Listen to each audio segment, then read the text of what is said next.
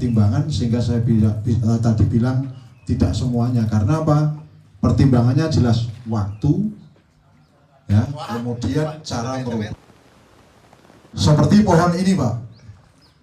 Ini kalau kita orientasinya ke pohon kontes, mohon maaf, ini sambil saya rokok enggak apa-apa. Enggak apa-apa. Kalau seharusnya kan enggak sopan kalau bicara sambil rokok, tapi karena ini Bolo kabeh bebas sehingga enggak apa-apa. Saya ulangi lagi.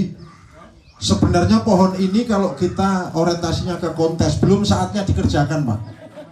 Ya, karena tanganannya masih kecil semua, belum proporsional. Ya, saya ulangi, ini belum saatnya dikerjakan, tapi bisa kita kerjakan.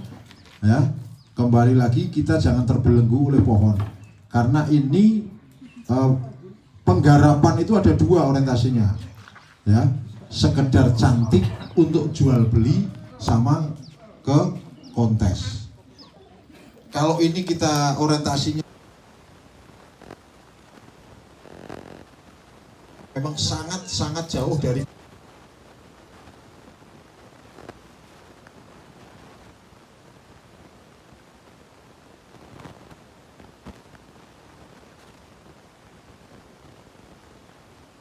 Jadi kalau kita misalkan punya 10 pohon, ya kita harus bisa memilah dan memilih.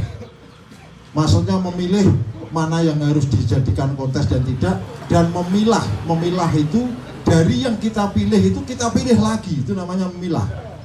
Jadi misalkan punya 10, ternyata yang kita siapkan untuk kontes 5, dari 5 itu perlu kita siapkan lagi yang mana. Mungkin ada 1 atau 2 yang harus kita utamakan. Nah, di situ pentingnya kita memilah dan memilih.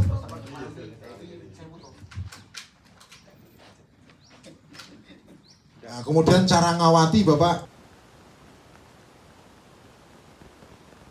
Pengalaman seperti itu setelah saya belajar ke Pak Taikur, akhirnya ketemu.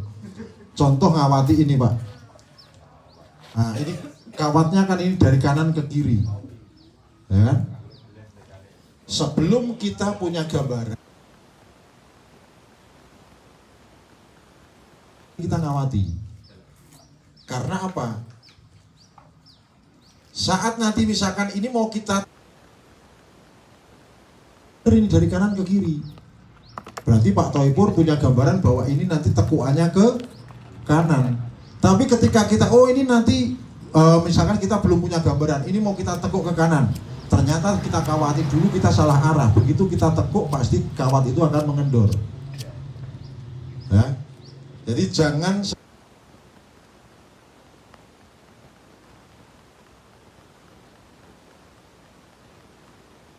kemudian kita harus jeli menentukan besar kecilnya kawat dan jarak lekuknya. Ya. Nah, ini kawatnya katanya hanya nomor 2, tidak apa-apa. Nah, untuk mengantisipasi hal itu sebenarnya bisa. Kalau kawatnya kurang besar, ya berarti tekuannya dibagi semakin rapat. Udah itu aja, kok. Didobel pun bisa. Nah, kemudian lagi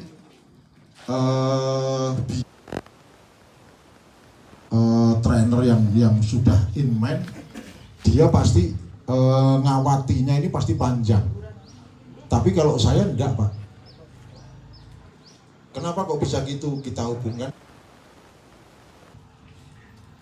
ya, kita hubungkan dengan ngirit itu tadi. Enggak. Kalau saya belajar di Jogja segala macam itu, ngawati ini sampai ujung. Iya, mereka profesional banget dan mereka kolektor semua, kok nggak mikir kawat ini mau kebuang segala macam, nggak mikir.